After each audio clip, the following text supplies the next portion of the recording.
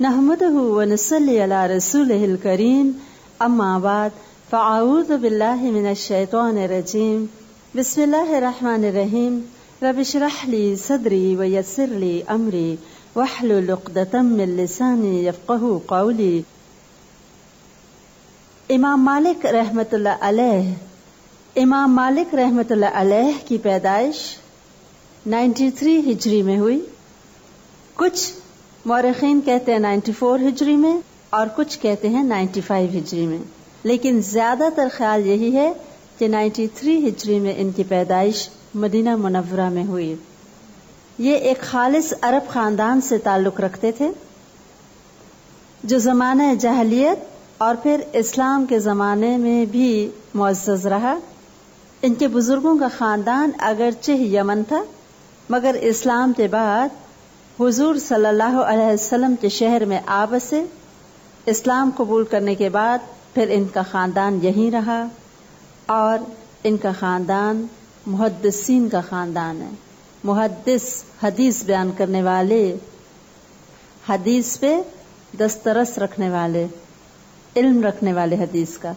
ان کے دادا، ان کے والد اور ان کے چچا سب کے سب محدث تھے، علم بیان کرنے والے، حدیثوں کو یاد کرنے والے اور حدیثوں کو آگے بیان کرنے والے۔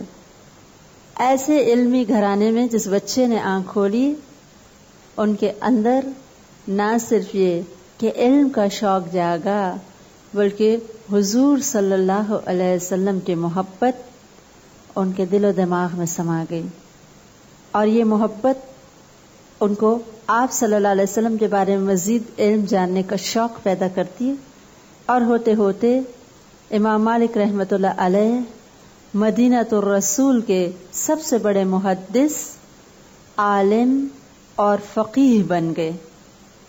زہد یعنی بے نیازی دنیا سے، حضور صلی اللہ علیہ وسلم سے محبت، سنتوں پہ عمل کرنے میں بے مثال تھے۔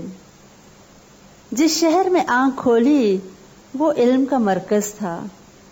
ابھی بھی مسجد نبوی میں ایسے بے شمار لوگ موجود تھے جنہوں نے براہ راست صحابہ کرام سے احادیث سنی تھیں، امہات المومنین سے علم حاصل کیا تھا، اور ایسے تابعین کرام مسجد نبوی میں بیٹھتے اور علم سکھاتے۔ یہ شہر گویا علم کے خزانوں کا شہر تھا۔ نہ صرف یہ کہ یہاں کبار صحابہ کرام نے علم پھیلایا، بلکہ حج کے موسم میں دور دراز کے علاقوں سے علماء اور شیوخ آتے۔ مدینہ منورہ میں جب آتے حج کے بعد تو بڑے شوق سے علم سکھایا کرتے۔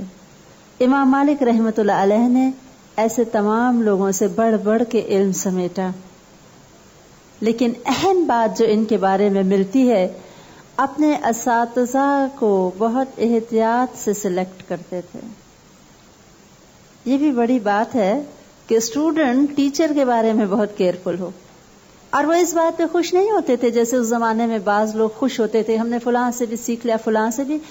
وہ یہ دیکھتے تھے کہ جس سے میں سیکھ رہا ہوں اس کا ذاتی کردار کیسا ہے، وہ کتنا نیک ہے، اس میں کتنا تقویٰ ہے، اس میں کتنی طہارت ہے، اور اس کو علم کی کتنی زیادہ سمجھ بوجھ ہے۔ کیا وہ صرف علم سیکھ کے آگے سکھا رہا ہے، یا کہ علم کو سیکھنے کے بعد سمجھتا بھی ہے کچھ اس میں سے۔ اسی لیے اگرچہ ان کے زمانے میں بہت زیادہ لوگ تھے جو علم سکھانے والے تھے، لیکن انہوں نے اپنی احتیاط کی وجہ سے چن چن کے لوگوں سے علم سیکھا۔ یہ خود فرماتے تھے، صحن مسجد نبوی کے پاس، ستونوں کے پاس میں نے 70 شیوخ کو پایا۔ شیوخ سمجھتے ہیں؟ شیخ کی جمع، علماء، جو قال رسول اللہ صلی اللہ علیہ وسلم کہتے تھے۔ یعنی 70 ایسے علماء میں نے دیکھے جو مسجد نبوی میں حدیث بیان کرتے تھے، لیکن میں کسی کے پاس نہ بیٹھا، کیونکہ بعض ان میں سے بات کی گہرائی سے نا واقف ہوتے۔ ابن وہب جو ان کے بہت قابل شاگرد ہیں، وہ کہتے ہیں امام صاحب نے مجھے بتایا کہ مدینہ منورہ میں ایسے مقدس لوگ موجود تھے کہ اگر وہ دعا مانگتے تو اللہ تعالیٰ ان کی دعاؤں کی برکت سے بارش برسا دیتے، لیکن وہ صرف متقی اور زاہد لوگ تھے۔ فتویٰ، روایت کا علم صرف زہد اور سادگی سے نہیں آتا، اس کے لیے تقویٰ، پرہیزگاری کے ساتھ ساتھ علم اور فہم میں پختگی کی ضرورت ہے، کہ صرف حدیث بیان کر دینا اور نیکی کافی نہیں، بلکہ اگر علم کی گہرائی میں جانا ہو تو ایسے لوگ ہوں جو نیکی، تقویٰ، عبادت، پرہیزگاری کے ساتھ ساتھ علم جاننے کے ساتھ اس علم کا فہم بھی رکھتے ہوں، پتہ ہو کہ ان ڈیپتھ اس کا کیا مطلب ہے۔ حالانکہ کہتے ہیں ان میں سے ہر ایک شخص ایسا امانت دار کہ اگر خزانہ بھی ان کے سپرد کر دیا جاتا تو ان کی امانت میں بال بھر فرق نہ آتا، لیکن وہ اس فن کے ماہر نہ تھے، جو وہ کہتے تھے سمجھتے نہ تھے۔ جیسے ایک عالم کے آگے اگر آپ حدیث بیان کریں تو وہ آپ کو اس میں سے کئی مسئلے نکال کے بتائے گا، اور ایک ہے کہ صرف حدیث کو یاد کر لینا اور آگے سنا دینا، دونوں میں فرق ہے نا۔ اسی لیے یہ ان اساتذہ کے پاس بیٹھتے جو کہ علم کی گہرائی کو جا کے سمجھتے تھے، کیونکہ یہ فقہ کے ماہر ہو گئے، فتوے دیا کرتے تھے، اور فتویٰ دینے والا اس کے لیے ضروری ہے کہ وہ خود نہ صرف یہ کہ محدث ہو، حدیث کا علم رکھتا ہو، بلکہ حدیث کی باریکیوں کو جانتا ہو اور ان سے مختلف مسائل کا حل نکالنے کا بھی فن جانتا ہو، اور وہ تبھی فقیہ بن سکتا ہے۔ اسی لیے یہ بالآخر مدینہ منورہ کے فقیہ اور عالم بن گئے۔ امام احمد بن حنبل رحمۃ اللہ علیہ فرماتے تھے، کسی نے ان سے پوچھا کہ فلاں راوی کے بارے میں آپ کیا کہتے ہیں؟ تو کہنے لگے کہ میں تو یہی کہتا ہوں کہ وہ اچھا ہے، کیونکہ امام مالک رحمۃ اللہ علیہ اس سے روایت کرتے ہیں، کہ جس کو امام مالک رحمۃ اللہ علیہ کوٹ کر دیں، اس کا مطلب کہ وہ انسان نہ صرف یہ کہ ذاتی کردار میں بہت بہترین ہے بلکہ علم میں بھی بہت پختہ کار ہے۔ اس سے آپ کو یہ بھی اندازہ ہوگا کہ ہم تک جو حدیثیں پہنچیں ان کے پیچھے حدیث لکھنے والوں نے اور جمع کرنے والوں نے کس قدر محنت کی اور کتنی تحقیق کرتے تھے کہ جس انسان سے حدیث سن رہے ہیں اس کا ذاتی کردار کیسا ہے، اس کا علم کیسا ہے، اس کی سمجھ بوجھ کیسی ہے، اور عمر کو بھی دیکھتے تھے۔ جو لوگ بہت بوڑھے ہو جاتے تھے ان سے بھی حدیث نہیں لیتے تھے، اگرچہ وہ اپنے زمانے کے بہت بڑے عالم ہوتے تھے، کیونکہ بڑھاپے میں حافظہ کچھ کمزور ہو جاتا ہے، مزاج میں تبدیلی آ جاتی ہے۔ اس لیے امام مالک رحمۃ اللہ علیہ بھی ان کو اوائڈ کرتے تھے۔ ان کے اپنے دادا اور چچا محدث تھے، اور ان کے چچا امام زہری کے استاد تھے۔ امام زہری وہ تھے جن سے خود امام مالک نے جا کے علم حاصل کیا، لیکن اپنے چچا سے ایک روایت نہیں کرتے، اپنے دادا سے، اپنے والد سے ایک روایت نہیں کرتے، کیونکہ اس وقت یہ خود چھوٹے تھے، 10-12 سال اور ہارڈلی 16 سال تھے جب چچا، دادا، والد کی سب کا انتقال ہو گیا۔ اور چونکہ اس عمر میں خود ان کا علم اور شعور اتنا پختہ نہیں تھا، اس لیے انہوں نے احتیاطاً اپنے خاندان سے بھی روایت نہیں کی۔ یہ ہے حضور صلی اللہ علیہ وسلم سے محبت کا تقاضا، اتنی چھان بین، اتنی کیئر، کوئی کمی نہ رہ جائے، کوئی غلط بات نہ نکل جائے منہ سے۔ آپ صلی اللہ علیہ وسلم سے ایسی محبت کرتے تھے کہ جب بھی درس دینے آتے تھے کہا جاتا ہے کہ غسل کرتے، بہترین لباس پہنتے، اچھے سے اچھا۔ اور یہ کیوں؟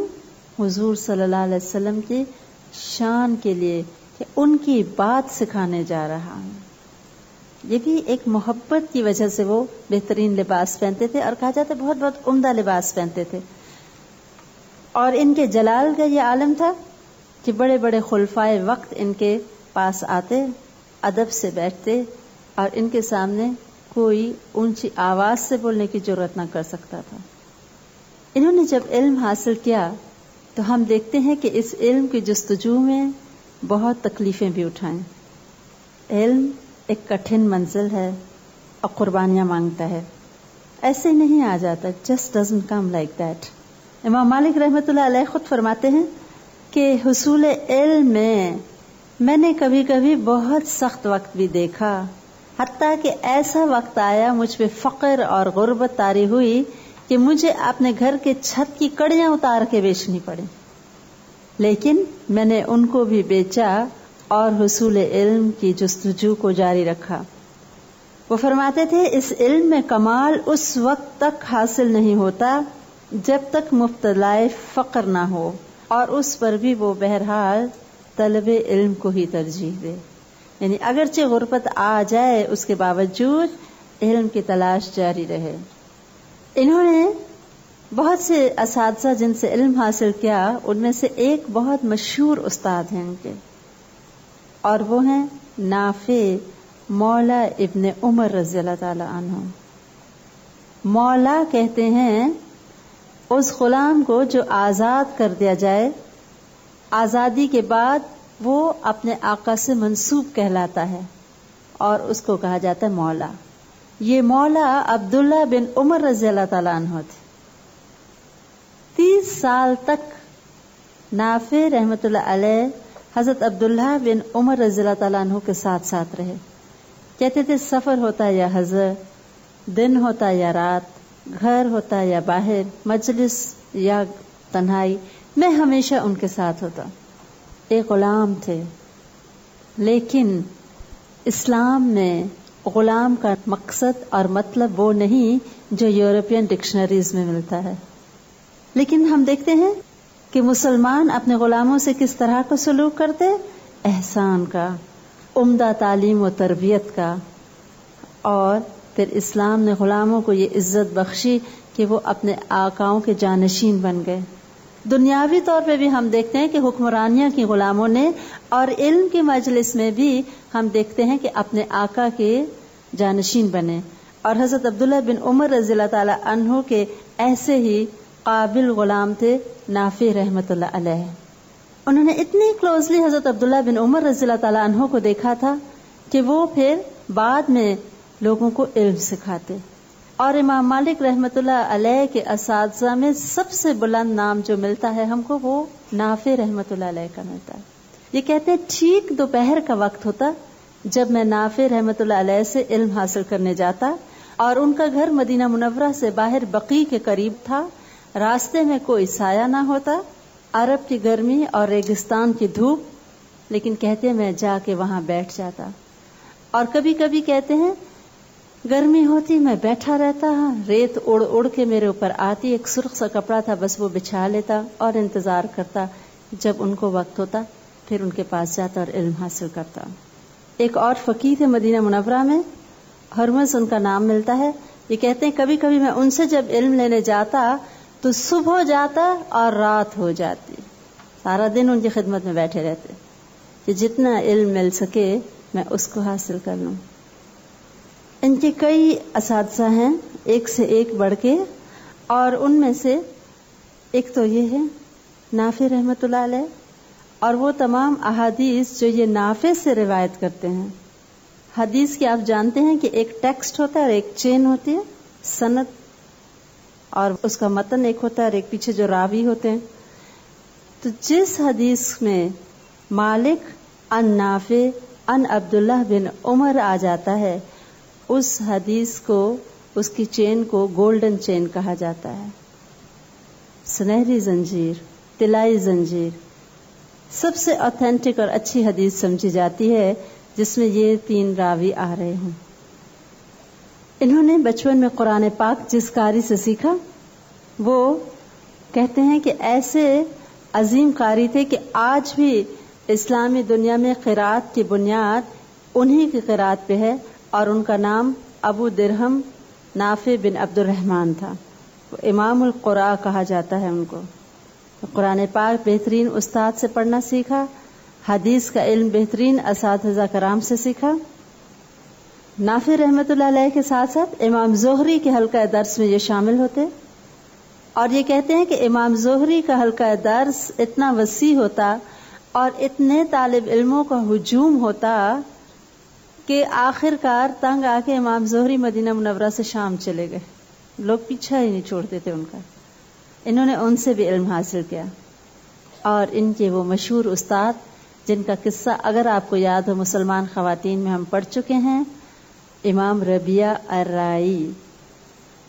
امام ربیعہ کے والد فروخ خراسان کی طرف چلے گئے تھے ابھی جب کہ یہ ماں کے پیٹ میں تھے، اور 30,000 اشرفیاں دے گئے تھے کہ میری ساری دولت ہے.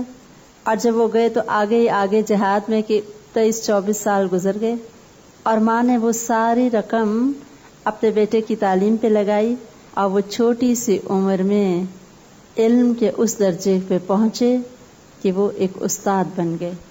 اس زمانے میں استاد بننا بہت آنریبل بات ہوتی تھی. ٹیچرز اس طرح ڈیگریڈڈ نہیں ہوتے تھے جیسے آج کے دور میں ہے، اور لوگ خوش ہوتے ہیں کہ ہم ٹیچر کو ٹیز کرتے ہیں اور ٹیچرز پہ ہنستے ہیں، ان کے پیچھے باتیں بناتے ہیں. جیسے افسوس کا مقام ہے کہ ہمارے بھی اسکولز اور کالجز میں وہی طریقہ اپنا لیا گیا جو مغرب میں ہے. اگر آپ اسلامی اخلاق دیکھیں تو اساتذہ کے ہم نے کیا دیکھا، امام ابو حنیفہ اپنے گھر میں بیٹھ کے اپنے استاد کے گھر کی طرف پاؤں نہیں کرتے تھے، عزت اور ادب کی انتہا. اور امام مالک رحمۃ اللہ علیہ ہیں کہ امام ربیعہ الرائی کے پاس جاتے، ان سے علم حاصل کرتے، اور انہوں نے بھی دیکھا کہ اس شاگرد میں بہت زیادہ پوٹینشل ہے، ان پہ بہت توجہ دیتے تھے. امام ربیعہ الرائی بہت بڑے عالم بنے تھے، اور ان کے بارے میں کہتے ہیں کہ وہ عالم بھی تھے، فقیہ بھی تھے، یعنی فقہ بھی جانتے تھے، حدیث اور فقہ کے حافظ بھی تھے، یعنی زبانی یاد تھی ان کو احادیث اور فقہی مسائل، اور یہ ان سے جا کے علم حاصل کرتے تھے. ان کی اتنی قابلیت تھی کہ وہ بالآخر مفتی بن گئے تھے امام ربیعہ الرائی. اور ان کو عباسی خلیفہ جو سب سے پہلا بنا تھا صفاح، اس نے ان کو قاضی کا عہدہ دے کے دارالخلافہ انبار میں بھیج دیا تھا. انہی کا وہ مشہور واقعہ ہے کہ امام ربیعہ الرائی کے والد جب لوٹے تو اپنے گھر آرام سے گھسنے لگے تو ربیعہ الرائی کھڑے ہو گئے کہ کون ہو، کیوں بے تکلفی سے میرے گھر میں گھس رہے، اور وہ ناراض ہوئے کہ میرا گھر ہے، تم کون ہو جو آگے کھڑے ہو. اور شور کی آواز سن کے امام مالک بھاگے، خیر ہے استاد کے گھر سے کیسی آوازیں آ رہی. آ کے دیکھا کہ دونوں لوگ لڑ رہے ہیں کہ اتنے میں اندر سے آواز ان کی بیوی نے سنی تو شوہر کی آواز پہچان لی. اور یہ ایسے خیر خواہ کہ فوراً پہنچے کہ خیر ہے، کیا ہے مسئلہ، دیکھو استاد کو کوئی تکلیف تو نہیں. ان کے اساتذہ میں امام جعفر صادق رحمۃ اللہ علیہ کا نام بھی ملتا ہے، جو کہ آپ جانتے ہیں سادات میں سے تھے. آپ صلی اللہ علیہ وسلم کی پیاری بیٹی حضرت فاطمہ رضی اللہ تعالیٰ عنہ اور حضرت علی رضی اللہ تعالیٰ عنہ کی اولاد میں سے، اور ان کو کہا جاتا ہے کہ مدینہ کے سب سے بڑے عالم تھے. ان کے پاس انہوں نے جا کے علم حاصل کیا، احادیث حاصل کی. اور ایک دفعہ امام ابو حنیفہ سے انہوں نے کہا کہ ابو حنیفہ یہ بتاؤ کہ اگر حالت احرام میں کوئی ہرن کے اگلے 4 دانت توڑ دے تو کیا کفارہ دینا ہوگا؟ انہوں نے کہا مجھے نہیں معلوم. تو انہوں نے کہا ابو حنیفہ تم تو بڑے عقل مند بنتے پھرتے ہو، تم کو یہ پتا نہیں کہ ہرن کے اگلے 4 دانت نہیں ہوتے، اس کے تو رباعی نہیں ہوتے، اس کے تو ثنا ہوتے ہیں. تو یہ ان سے بھی جا کے علم حاصل کرتے، اور انہوں نے امام جعفر صادق رحمۃ اللہ علیہ سے احادیث روایت کی ہیں. اسی طرح ابو حازم ان کے استاد تھے، جن کے بارے میں آتا ہے کہ اتنے لوگ ہوتے تھے کہ کبھی کبھی ہجوم اتنا بڑھ جاتا کہ بیٹھنے کی جگہ نہ ملتی. امام مالک رحمۃ اللہ علیہ ایک مرتبہ ذرا دیر سے آئے، کلاس شروع ہو چکی تھی، اور وہ جب کھڑے ہوئے تو ان کو بیٹھنے کی جگہ نہ ملی. کھڑے کھڑے واپس لوٹ گئے کہ حدیث رسول کھڑے ہو کے سیکھی نہیں جا سکتی. حدیث کا احترام تھا. خود بھی جب بہت بڑے عالم بن گئے، کہتے ہیں کبھی چلتے چلتے بازار میں سے گزرتے ہوئے کوئی حدیث پوچھتا تو کبھی نہیں بیان کرتے تھے. یہ کہتے تھے یہ حدیث کی عزت نہیں کہ یوں چلتے پھرتے انسان سنا دے. یہ تو بہت ایک معزز بات ہے آپ صلی اللہ علیہ وسلم کے الفاظ کو سکھانا اور بیان کرنا، اور اس کے لیے سکون، دل جمعی اور ایک پراپر ماحول چاہیے ہوتا ہے. ہم دیکھتے ہیں کہ اتنی عزت، محبت، ادب اور علم کی لگن نے بالآخر امام مالک کو اپنے وقت کا امام بنا دیا. وہ طالب علم جس نے غربت کی انتہا سے تنگ آ کے اپنے چھت کی کڑیاں تک بیچ ڈالی تھی علم کے راستے میں، وہ کوششیں قبول ہو گئیں. امام شافعی رحمۃ اللہ علیہ، جو کہ امام مالک رحمۃ اللہ علیہ کی بہت عزت کرتے تھے اور امام مالک ان کے استاد تھے، ایک مرتبہ وہ آئے ابتدا میں تو کہتے ہیں امام مالک رحمۃ اللہ علیہ کے پاس کوئی خاص ایسے دنیا کا مال متاع کچھ بھی نہ تھا.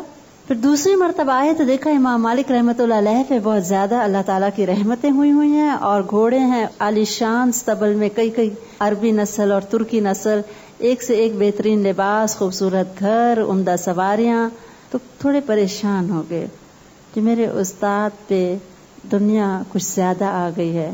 اس تشویش کا ذکر اپنے استاد سے کیا تو انہوں نے بتایا کہ اس میں میرا کچھ بھی نہیں ہے، یہ سب وہ ہدایہ ہیں جو دنیا بھر سے آتے تھے طالب علم اور ان کے لیے محبت سے دے کے جاتے تھے. لیکن امام مالک رحمۃ اللہ علیہ پہ یہاں اللہ تعالیٰ کی رحمت ہوتی تھی، ادھر وہ اس کو نادار مستحق طالب علموں میں تقسیم کر دیتے. اتنا علم، اتنا مقام اور اتنا مرتبہ کہ بڑے بڑے لوگ ان کے آگے بول نہ سکتے تھے. امام شافعی رحمۃ اللہ علیہ مدینہ منورہ آئے اور ان کا جی چاہا کہ امام مالک رحمۃ اللہ علیہ مجھے اپنی شاگردی میں لیں، تو وہ مدینہ منورہ کے گورنر کے پاس گئے، والی کے پاس، کہ آپ میری سفارش کر دیں امام مالک سے. اور انہوں نے کہا بھائی ہمارا کہاں وہاں پہ گزر، یعنی اتنی اونچی جگہ پہ ہم کہاں جا سکتے. ایسی عزت ہوتی تھی کہ سرکاری افسران اپنی بے بسی کا اعتراف کرتے تھے کہ وہ کہاں اور ہم کہاں، ہم بیچارے کہاں وہاں جا سکتے ہیں. پھر ان کے بہت شوق اور اصرار پہ والی مدینہ ان کو ہمراہ لے کے امام مالک کے پاس گئے. کہتے ہیں بہت گرمی تھی، دروازے پہ گئے، کھٹکھٹایا، بہت دیر بعد ایک لونڈی اندر سے نکلی اور کہا کیا بات ہے؟ یہ گورنر مدینہ کھڑے ہیں امام شافعی کے ساتھ. کہا کہ میں والی مدینہ ہوں اور امام صاحب سے ملاقات کرنا چاہتا ہوں. کہتے انتظار کرو، اور دروازہ بند کر کے چلی گئی. کہتے ہیں بہت دیر ہم کھڑے رہے اور یہ سارا واقعہ امام شافعی رحمۃ اللہ علیہ سناتے. کہتے ہیں اتنی دیر گزر گئی کہ ہم تھک گئے اور میں نے سوچا شاید وہ بھول گئی ذکر کرنا. بہت دیر بعد پھر کوئی بیٹھنے کی چیز لائی، کرسی نما، اور کہنے لگی انتظار کرو. بالآخر کچھ دیر بعد امام مالک رحمۃ اللہ علیہ باہر نکلے. کہتے ہیں انتہائی روب والی شخصیت تھی اور ایسا روب تھا کہ ان کو دیکھ کے منہ سے بات نہیں نکلتی تھی. ہم نے سلام کیا، انہوں نے تو والی مدینہ کی طرف دیکھا بھی نہیں. والی مدینہ نے ان کو خط پکڑایا جس میں میرے لیے کچھ سفارش تھی کہ یہ غریب اور یتیم طالب علم ہے اور آپ مہربانی کر کے اس کو علم سکھائیں. تو کہنے لگے سبحان اللہ، اب کیا حضور صلی اللہ علیہ وسلم کا علم ایسا ہو گیا کہ اس کے لیے سفارش کی ضرورت پڑے؟ اور یہ کہہ کے خط کو پھاڑ دیا. پھر میری طرف دیکھا نیچے سے اوپر، میں نے سلام کیا اور اپنی کم مائیگی کا اظہار کیا. اور بہت خوبصورت بات کرنا جانتے تھے امام شافعی رحمۃ اللہ علیہ. تو انہوں نے میری مدلل تقریر سن کے مجھے دیکھ کے کہا کہ ان قریب تمہارے لیے بہت بڑی شان ہوگی، علم حاصل کرو. اس کے بعد کہتے ہیں میں ان کی مجلس میں جانا شروع ہو گیا. کہتے ہیں امام مالک کی مجلس ایسی ہوتی تھی کہ بڑے بڑے خلیفہ کی بھی مجلس ویسے نہیں ہوتی تھی. کہتے ہیں 117 ہجری میں جب کہ نافع رحمۃ اللہ علیہ کا انتقال ہو گیا تو امام مالک رحمۃ اللہ علیہ نے اپنا حلقہ درس شروع کیا. استاد کی زندگی میں نہیں، ان کے بعد. کہتے ہیں پرتکلف فرش بچھا ہوا ہوتا تھا مجلس میں، بیش قیمت قالینوں سے وہ مجلس آراستہ تھی. وسط مجلس میں شاہ نشین تھی جس پہ امام صاحب صرف حدیث لکھوانے کے وقت آتے اور بیٹھتے. آج آپ جس کو سٹیج کہتے ہیں. جگہ جگہ مجلس کے شرکاء کے لیے پنکھے پڑے ہوتے. جب حدیث کا درس ہوتا تو عود اور لعبان جلایا جاتا، خوشبو. صفائی کا یہ حال تھا کہ فرش پہ ایک تنکا بھی نظر نہیں آتا تھا. اور جب حدیث نبوی کے درس کا وقت آتا تو امام صاحب پہلے وضو کرتے یا غسل کرتے، عمدہ اور انتہائی قیمتی پوشاک پہنتے، بالوں میں کنگھی کرتے، خوشبو لگاتے اور بہت اہتمام کے ساتھ علم کی مجلس میں تشریف لے کے آتے.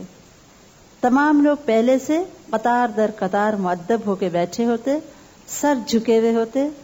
اور امام صاحب کی شخصیت میں ایسا وقار تھا کہ تمام مجلس میں ایک سکوت طاری ہوتا. امام شافعی رحمۃ اللہ علیہ فرماتے ہیں کہ جس وقت امام صاحب درس دے رہے ہوتے تھے تو ہم لوگ کتاب کے اوراق بھی نہیں اس ڈر سے پلٹتے تھے کہ کہیں اوراق کی کھڑکھڑاہٹ سے مجلس کے تقدیس میں کوئی کمی نہ آ جائے. اور اسی لیے کہتے ہیں کہ امام صاحب کی مجلس پہ کسی خلیفہ کے دربار کا دھوکہ ہوتا تھا. اتنے لوگ اور اتنی رش اور اتنا ادب اور اتنا احترام. لوگ آتے آ کے ایک مخصوص جگہ ہوتی تھی جو نئے آنے والے ہوتے تھے ان کا الگ ایک سیکشن ہوتا تھا، اور سب سے پہلے امام صاحب جب مجلس شروع کرتے تو کہ اپنے اون طالب علموں کو جو بہت ذہین تھے، بہت فہم رکھتے تھے اور علم کا ادب کرتے تھے، ان کو سب سے آگے بٹھاتے تھے. نئے آنے والے، اسی طرح سیاح جو مدینہ منورہ بہت آتے تھے شوق سے، وہ لوگ آتے، اور ایسے نئے لوگوں کو الگ جگہ پہ بٹھایا جاتا. سواریوں کا کہتے ہیں باہر امبو ہوتا تھا، ٹریفک جیم ہو جاتی تھی، اتنی سواریاں ہوتی تھی لوگوں کی جو باہر آ کے وہ باندھتے تھے. ایسے میں ایک شاعر امام صاحب کی جب مجلس میں آیا تو بے اختیار اس کے منہ سے چند اشعار نکلے.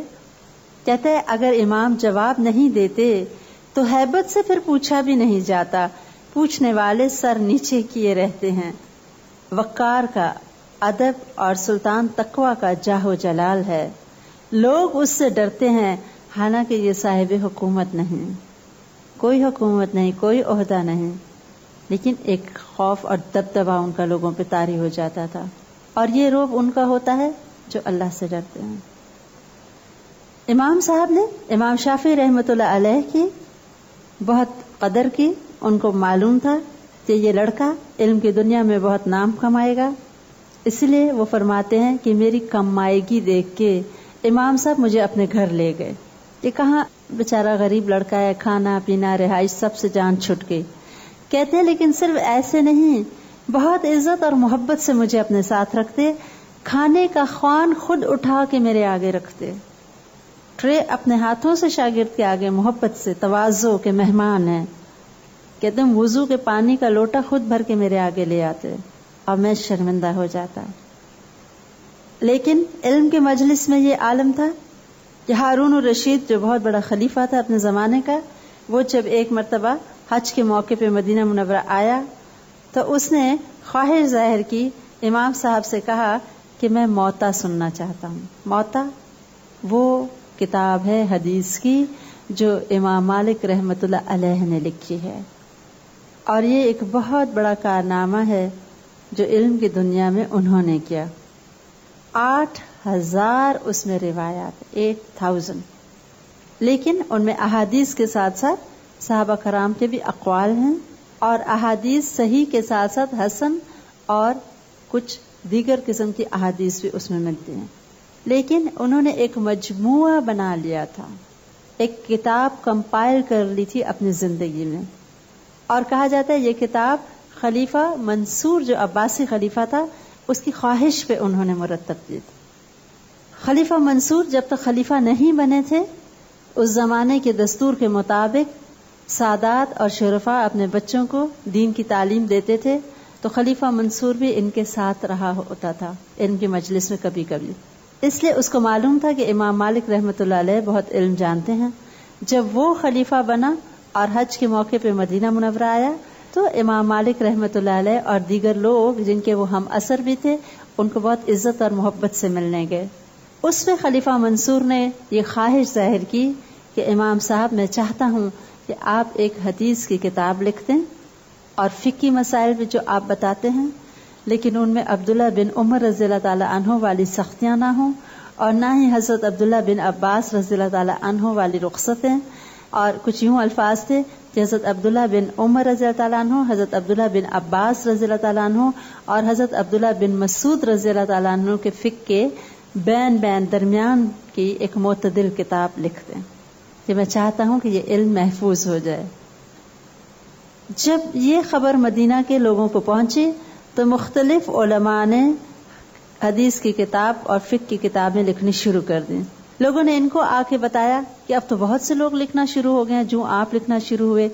تو انہوں نے جواب دیا یہ حسن نیت کو صرف بقا ہے، یہ جو کام اچھی نیت سے کیا جائے گا وہی باقی رہے گا. اور ہم دیکھتے ہیں کہ موطا کو تو آج ساری دنیا جانتی ہے، باقی کتابوں کا کوئی پتہ نہیں جو اس زمانے میں شروع ہوئی تھی لکھنی. نیت کی بات تھی. یہ کیا وہ مقابلے پہ لکھی جا رہی ہے یا واقعی اس علم کو محفوظ کرنے کے لیے، اللہ کی مخلوق کو فائدہ پہنچانے کے لیے؟ تو بات تو ساری نیت پہ ختم ہو گئی. آپ صلی اللہ علیہ وسلم نے فرمایا انما الاعمال بالنیات، اعمال کا دار و مدار نیتوں پر ہے. اچھی نیت تو وہ کام ہمیشہ کے لیے باقی رہ جاتا ہے.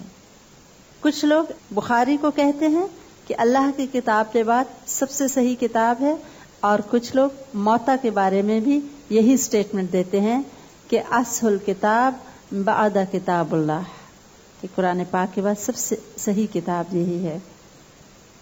ان کا علم، ان کا فقہ زیادہ تر ہم دیکھتے ہیں مسلم اسپین کی طرف پھیلا اور ساحلی علاقوں کی طرف مغرب کی جانب پھیلا۔ ویسٹرن جو اس وقت مسلم اسٹیٹس تھیں وہاں پہ امام مالک رحمۃ اللہ علیہ کا فقہ پھیلا۔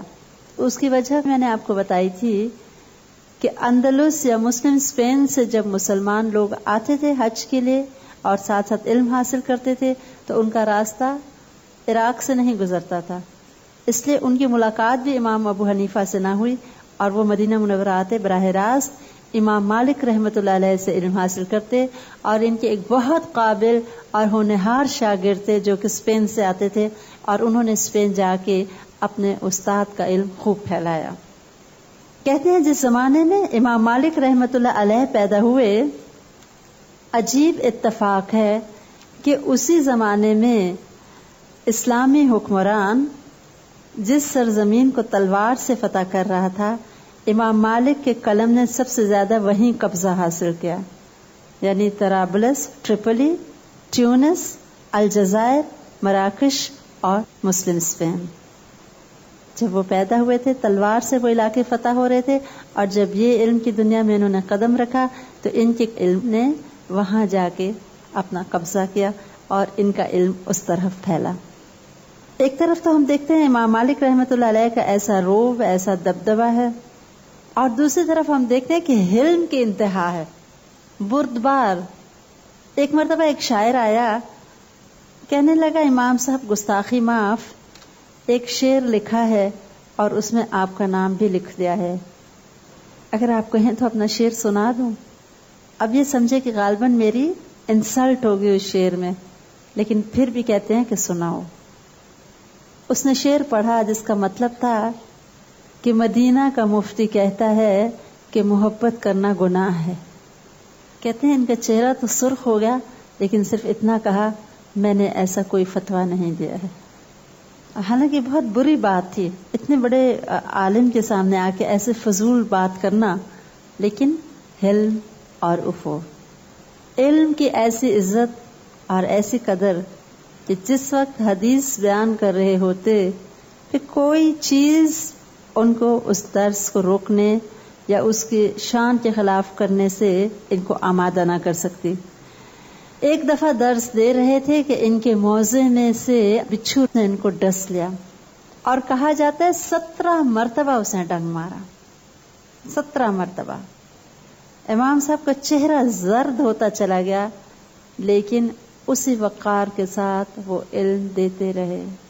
بعد میں جب لوگوں کو پتا چلا، انہوں نے کہا آپ نے کیوں نہ درس روکا، کیوں نہیں بتایا؟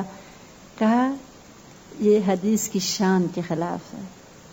جس وقت بیٹھ جاتے تھے بڑا پیارا انداز تھا درس کا، ساتھ ہی مسجد نبوی میں آپ صلی اللہ علیہ وسلم کا روضہ مبارک ہوتا، تو پھر ہاتھ سے اشارہ کر کے آپ صلی اللہ علیہ وسلم کے روضے کی طرف کہتے کہ اس قبر والے نے یوں فرمایا، یوں فرمایا، یوں فرمایا۔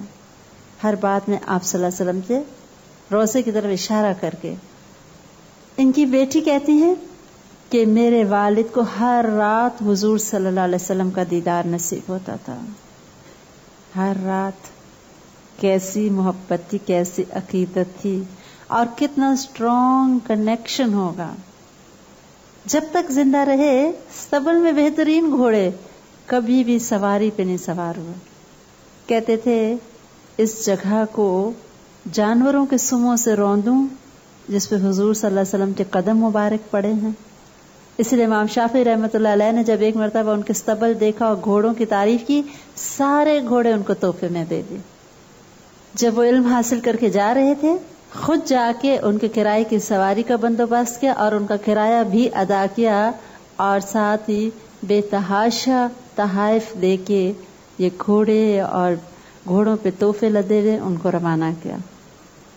موتا جو ان کی کتاب ہے اس کے بارے میں کہتے ہیں کہ موتا کا لفظ جو لفظی معنی ہے وہ ہے روندا ہوا یا وہ راستہ جس سے بکثرت گزرا جائے. یعنی موتا کیا ہے؟ دراصل وہ باتیں ہیں، وہ احادیث ہیں، وہ صحابہ کرام کے اقوال ہیں، وہ راہ جس پہ صحابہ کرام کثرت سے چلے. تو وہی چیزیں انہوں نے اس کتاب میں محفوظ کر لی ہیں. موتا کے بارے میں آتا ہے کہ جب خلیفہ منصور نے موتا کے بارے میں سنا کہ مکمل ہو گئی، مدینہ منورہ میں بہت خوشیاں منائی گئیں. تمام علماء اکٹھے ہوئے اور امام مالک رحمۃ اللہ علیہ نے اس زمانے کے تمام علماء کو اپنی کتاب پیش کی تاکہ اس میں کوئی غلطی ہو، کوئی کمی ہو تو وہ بتائیں. لیکن سب لوگوں نے اس کو اپروو کیا. جب خلیفہ منصور آیا مدینہ منورہ تو اس نے کہا کہ میں چاہتا ہوں امام صاحب کہ آپ کی کتاب کو خانہ کعبہ پہ آویزاں کر دوں اور سرکاری طور پہ اس کی کاپیاں بنا کے سارے ملک میں بھیج دوں تاکہ یہی فقہ اور یہی مسلک تمام اسلامی دنیا میں رائج ہو جائے. اور ان کی ہمبلنس اور گریٹنس دیکھیے، کہتے ہیں نہیں ایسا نہ کریں، کیونکہ مختلف صحابہ کرام مختلف علاقوں میں چلے گئے تھے علم دینے، اور انہی کا فقہ ان علاقوں میں چل رہا ہوگا، اور ہو سکتا ہے ان کی باتیں میری باتوں سے زیادہ صحیح ہوں. لہذا انہوں نے اس چیز کی اجازت نہیں دی کہ ان کی کتاب کو سرکاری طور پر نافذ کر دیا جائے. خلیفہ نے ایک مرتبہ بہت شوق سے کہا کہ ہم اور شہزادے موتا سننا چاہتے ہیں. کہا کہ ٹھیک ہے، کل کا دن مقرر ہے. اگلے دن خلیفہ انتظار کرتا رہا اور امام صاحب تشریف نہ لائے. پتہ کیا گیا کہ پتہ کریں امام صاحب کیوں نہیں آئے. تو جب قاصد پوچھنے آئے تو انہوں نے کہا علم کے پاس لوگ آتے ہیں، لوگوں کے پاس علم نہیں جاتا. آخر ہارون الرشید خود پھر امام صاحب کے مجلس میں حاضر ہوا. جب آ گیا تو اب اس نے امام صاحب سے کہا کہ عام لوگوں کو باہر کر دیجئے. کہا کہ ایک شخص کے فائدے کے لیے عوام کے فائدے کو قربان نہیں کیا جا سکتا. اس کے بعد اس نے چاہا کہ اوپر بیٹھے امام صاحب کے ساتھ، تو کہا تواضع مقصود ہے. چپ کر کے وہ نیچے بیٹھ گیا. اس کے بعد کہا کہ جی شروع کیجئے حدیث کا درس. تو انہوں نے اپنے شاگرد سے کہا کہ تم پڑھو. انہوں نے کہا ہم تو آپ سے سننا چاہتے ہیں. فرمایا یہی دستور ہے، مطلب جی چاہے تو بیٹھو، نہ چاہے تو چلے جاؤ. امام صاحب کا طریقہ کار یہ تھا کہ بہت ادب سے صبح بیٹھے ہوتے مسجد نبوی میں، اور ایک مرتبہ خلیفہ منصور امام صاحب سے مسجد میں کسی بات پہ بحث کرنے لگا. اس کی آواز جوں بلند ہوئی، امام صاحب نے ڈانٹا اور سورہ الحجرات کی آیت پڑھی، لا ترفعوا اصواتکم فوق صوت النبی، کہ پیغمبر کی آواز پر اپنی آواز بلند مت کرو. یعنی یہاں پہ حضور صلی اللہ علیہ وسلم کا روضہ مبارک ہے اور ادب کا مقام ہے، یہاں اونچی آواز سے بات بھی نہ کی جائے. خلیفہ خاموش ہو گیا. صبح کی نماز کے بعد طلوع آفتاب تک مصلی پہ بیٹھتے، درود شریف اور دیگر مسنون اذکار وغیرہ پڑھتے. جب سورج طلوع ہو جاتا، صبح ہو جاتی، لوگ آنا شروع ہوتے. امام صاحب لوگوں کی طرف متوجہ ہوتے، لوگوں سے ان کی خیریت پوچھتے. پھر مجلس کی ترتیب شروع ہو جاتی ہے. صاحب فہم طلباء آگے بیٹھتے، قریب بیٹھتے، اور جب مجلس شروع ہوتی امام صاحب دوبارہ آتے تیار ہو کے، تو انتہائی سکون اور اطمینان کے ساتھ حدیث کی املا کرواتے، ڈکٹیٹ کرواتے تھے. امام صاحب پڑھتے اور واضح آواز میں کھول کھول کے بلند آواز سے حدیث کو بیان فرماتے. لیکن مجمع چونکہ بہت بڑا ہو چکا تھا، اس لیے کچھ فاصلے پہ ان کے بہت قابل شاگرد کھڑے ہوتے اور وہ امام صاحب کے ورڈ ٹو ورڈ بات ریپیٹ کرتے تاکہ جو لوگ دور بیٹھے ہیں ان کو آواز چلی جائے، کیونکہ اس زمانے میں لاؤڈ سپیکرز نہیں تھے. اور یہی مانیٹرز کا سسٹم تھا امام صاحب کی مجلس میں، اور یہ سسٹم سب سے پہلے مسلمانوں کی ایجاد ہے. یہ سسٹم کہا جاتا ہے. پھر پاول آیا اور اس نے دیکھا مسلمانوں کے مدارس میں اور اس کو اتنا پسند آیا کہ پھر اس نے بوائے اسکاؤٹس کی تنظیم کا آغاز کیا. تو یہ جو آپ گرل گائیڈز اور اسکاؤٹس پڑھتے ہیں نا، اس کی ابتدا مشرق سے ہوئی تھی. افسوس یہ کہ ہماری اچھی چیزیں وہ سیکھ گئے، انہوں نے ان کو پروموٹ کیا اور ہم نے ٹوٹلی فراموش کر دیا.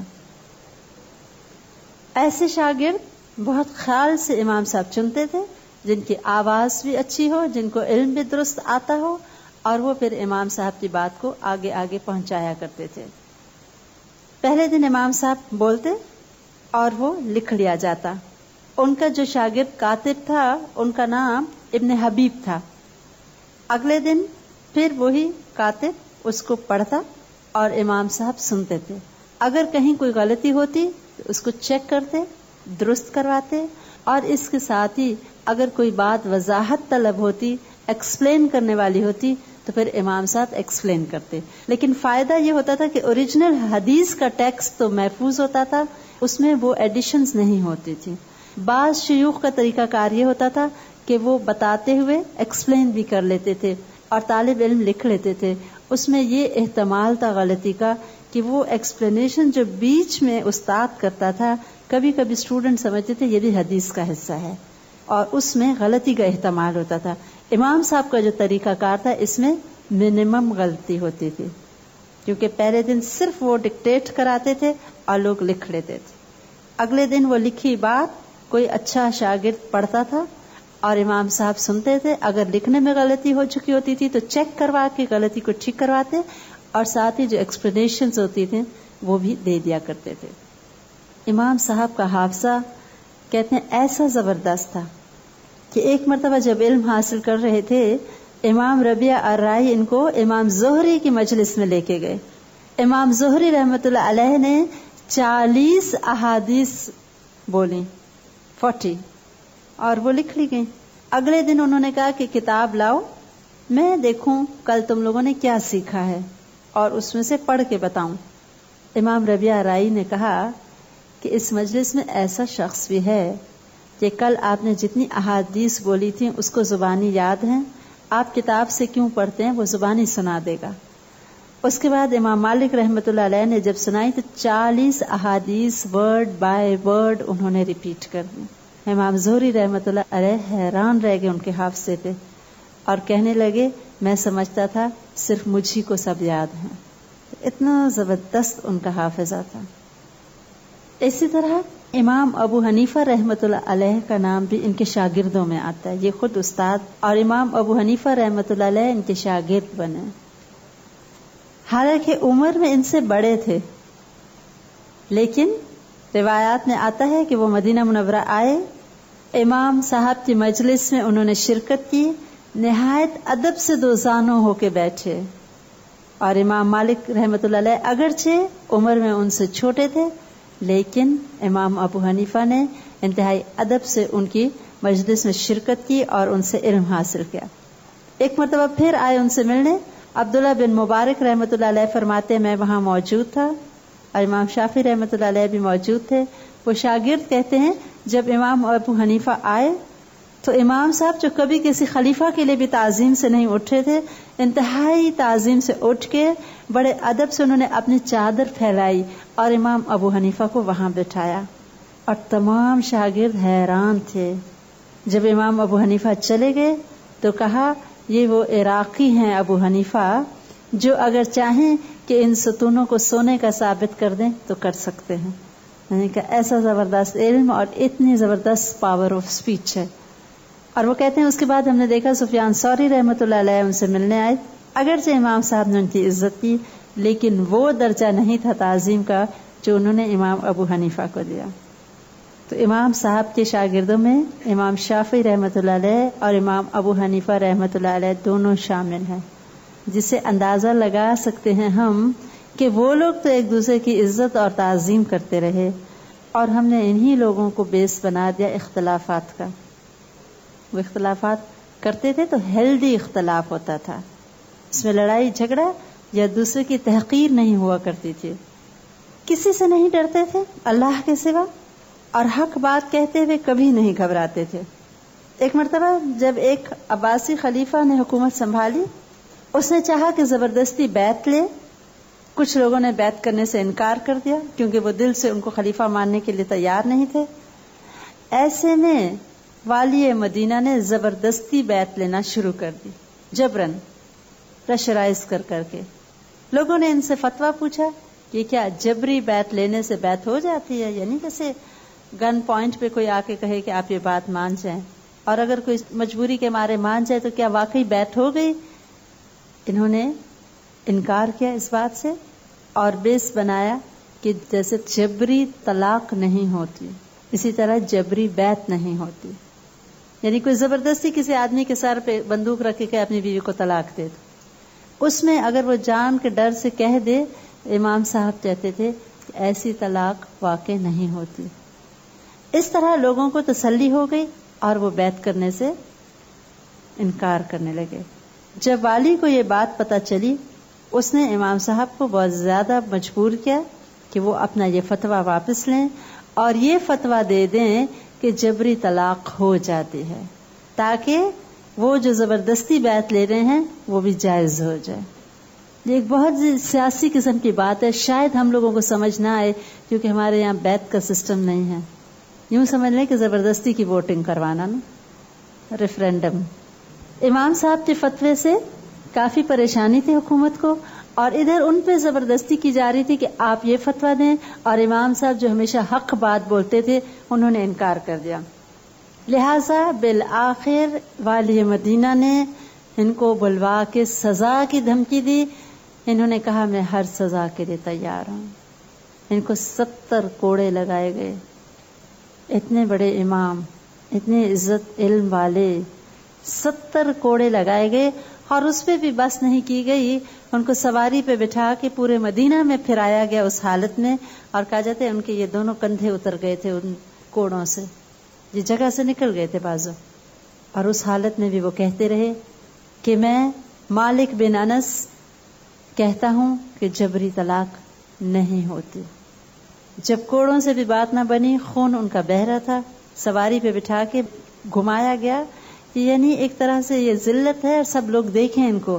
اور وہ اس سواری پہ بیٹھ کے جہاں جہاں سے گزرتے کہتے لوگوں سنو، جو مجھے جانتا ہے وہ بھی اور جو نہیں جانتا وہ جان لے، میں مالک بن انس کہتا ہوں کہ جبری طلاق نہیں ہوئی. بالآخر جب انہوں نے دیکھا کہ کسی طرح نہیں مانتے تو انہوں نے ان کو چھوڑ دیا. اسی حالت میں خون سے لہو لہان مسجد نبوی میں آئے اور آ کے 2 رکعت پڑھی، اور پھر اس کے بعد اپنے جو بھی مرہم پٹی تھی وہ کروائی. حق بات اور حق کے سوا اور کچھ نہیں. خلیفہ جب آیا اگلے سال حج پہ، اس نے بہت معذرت کی کہ میں نے والی مدینہ کو ایسا کوئی حکم نہیں دیا تھا کہ آپ کی شان کے خلاف کوئی ایسا کام کرے.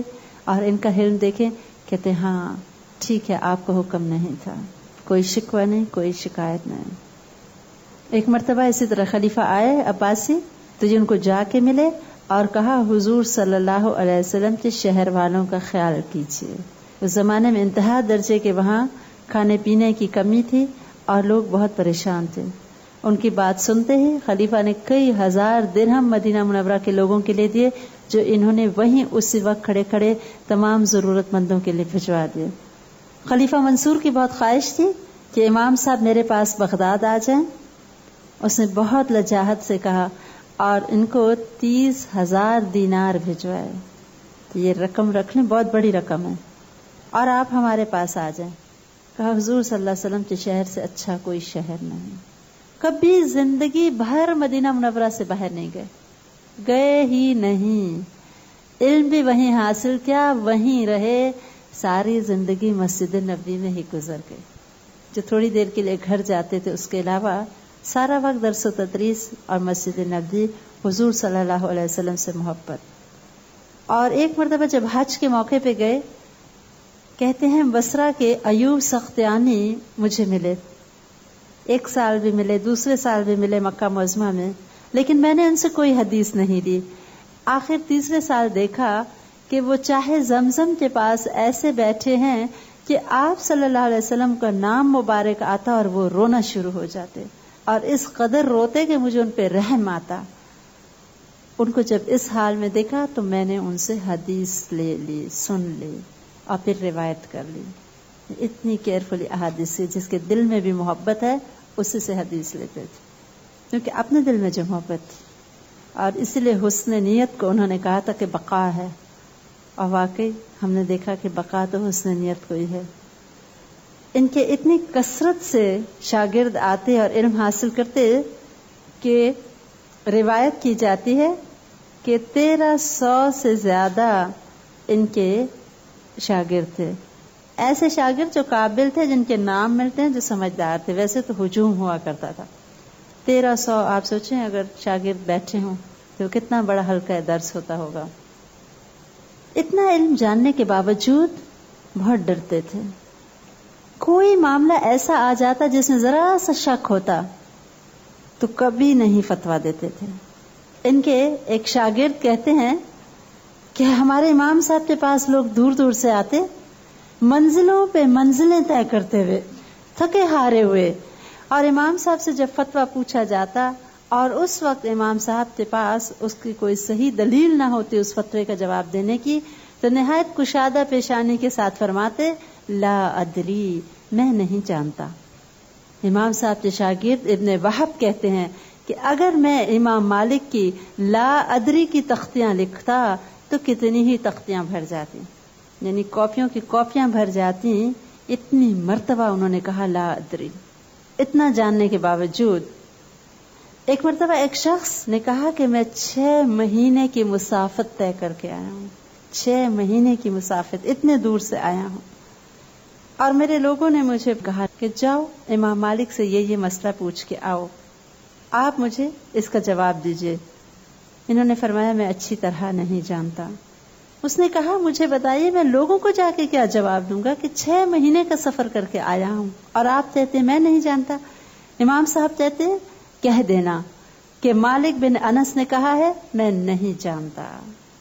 یہ بات ہمارے لیے بہت چھوٹی ہے، لیکن ایسا امام جن کے آگے ہزاروں کا مجمع ہو اور جن کا نام پوری مملکت اسلامیہ میں پھیلا ہوا ہو اور جہاں خلفائے وقت آ کے درس حاصل کرتے ہوں، ایسی مسند پہ بیٹھ کے اور کہنا لا ادری بہت بڑے ظرف کی بات ہے. اور ہم کو بھی وہ امام صاحب سکھا گئے کہ جس چیز کا علم ہمیں نہ ہو، غلط بات بتانے کی بجائے بہتر ہے کہ انسان کہہ دے میں نہیں جانتا. ایک اور شخص آیا اور کچھ دن تک ایک فتوے کے جواب کے لیے حاضر ہوا. آخر ایک دن کہنے لگا میں کل یہاں سے چلا جاؤں گا، جو کچھ بھی جواب ہے ارشاد فرما دیجئے. یہ سن کے امام صاحب نے سر جھکایا اور تھوڑی دیر بعد سر اٹھا کے فرمایا میں اسی مسئلے کا جواب دیتا ہوں جس میں کچھ بہتری جانتا ہوں، تمہارے اس مسئلے کو میں اچھی طرح نہیں جانتا. نہیں بتایا. اور اسی طرح ایک مصری دوست تھے لیس، انہوں نے کہا حیرت سے کہ یہ بیچارے جو اتنی کوسوں کا سفر کر کے اتنے اخراجات برداشت کر کے آپ کے پاس آتے ہیں، آپ ان کو واپس کیوں کر دیتے ہیں؟ امام صاحب نے جواب دیا مصری مصر سے، شامی شام سے، عراقی عراق سے آتے ہیں اور پوچھتے ہیں شاید جو جواب میں نے آج دیا ہو اس کی بجائے کل مجھ کو کچھ اور جواب معلوم ہو جائے. تو یہ جو اتنی دور چلے جائیں گے ان کو پھر کیسے میں درست جواب بتاؤں گا؟ لہٰذا یہی بہتر سمجھتے کہ کہتے لا ادری، کہتے تھے میں اللہ سے ڈرتا ہوں اور میں گمان پہ کبھی جواب نہیں دیتا. لوگوں نے کہا آپ کو تو اتنا علم ہے، اور اگر آپ ایسے لوگوں کو کوئی چھوٹی سی بھی بات بتا دیں اور آپ کیوں اتنی فکر کرتے ہیں؟ چھوٹا سا مسئلہ لوگ پوچھتے ہیں اور آپ کا کھانا پینا حرام ہو جاتا ہے.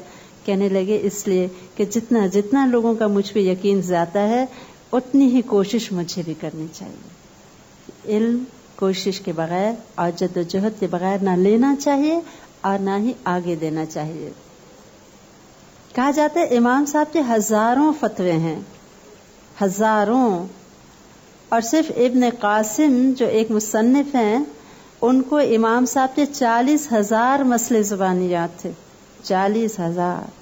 اور امام صاحب جو اتنے بڑے مفتی تھے ان کی عظمت یہ دیکھیے کہ کبھی اگر کوئی مسئلہ ان سے زیادہ ان کے شاگردوں کو آتا ہوتا فوراً اپنے کم علمی کا اعتراف کرتے اور صحیح بات شاگرد سے لے لیتے. ایک مرتبہ انگلیوں کے خلال کے بارے میں کوئی بات کسی نے پوچھی، پاؤں کی انگلیوں کے خلال پہ، تو انہوں نے کچھ اس طرح کا جواب دیا کہ کوئی ایسا وہ نہیں ہے کہ لوگ کریں، ضروری.